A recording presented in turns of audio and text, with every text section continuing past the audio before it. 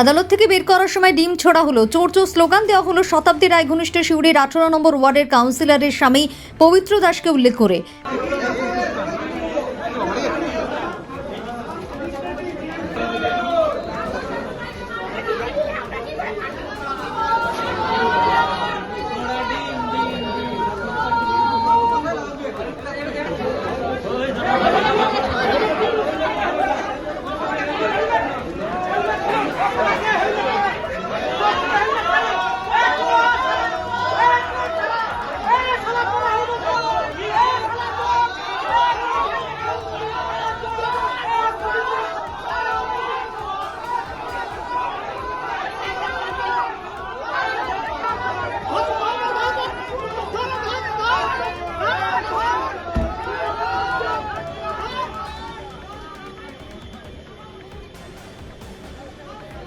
BJP নেতৃত্বের দাবি, এই পবিত্র দাস প্রভাব খাটিয়ে নির্বাচনের আগে মানুষের কাছ থেকে বহু টাকা কাটমানি নিয়েছে, হুমকি দিয়েছে, বাড়ি ভাঙচুর করেছে।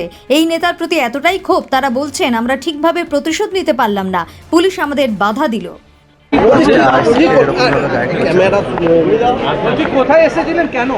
আমরা আজকে কোর্টে এসেছিলাম। কালকে আমাদের 18 নম্বর ওয়ার্ডের কাউন্সিলরের হাজব্যান্ডকে পুলিশ অ্যারেস্ট করেছে, সেই কারণে আমরা সকাল থেকে কোর্টে এসেছিলাম। কিন্তু আইসি সাহেবের যেই ভূমিকাটা দেখলাম সেটা আমাদের একটুও ভালো লাগেনি। একটা চোরকে ওইভাবে হেলমেট পরিয়ে নিয়ে আসছে কোর্টে, আবার কোর্ট চত্বর থেকে হেলমেট পরিয়ে নিয়ে যাচ্ছে। লেডিস পুলিশ আমাদেরকে ধাক্কা মেরে ফেলে দিয়েছে। এটা কি ধরনের প্রশাসনের, কি ধরনের কাজ? আমি ডিম ছুঁতে পারিনি, তার আগে আমাকে মহিলার পুলিশ আমাকে ধাক্কা মেরে ফেলে দিয়েছে। ডিম এনেছিলাম কিন্তু আমি মারিনি। কিন্তু ডিম তো আইসি সাহেব প্রথমেই নিয়ে নিয়েছে আমাদের কাছ থেকে যে ডিম মারা যাবে না, ঠিক আছে?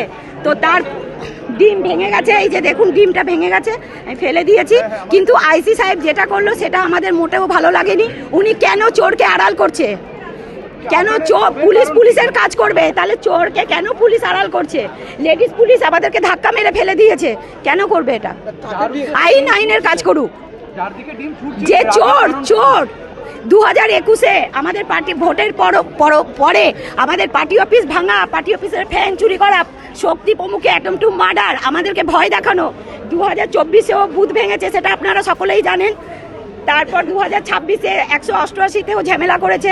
ভোটের আগের দিনই পবিত্র দাস আমাকে মারার হুমকি দিয়েছে, সেটাও আপনারা জানেন। কি বলবেন এই বিষয়ে? মিথ্যা অভিযোগ। হ্যাঁ, মিথ্যা অভিযোগ। আমি 22 সালে 20 সালে 21 সালের রাজনীতিতে ছিলাম না, 22 সালে দিয়ে এসেছিল। কখন অ্যারেস্ট করেছে আপনাকে?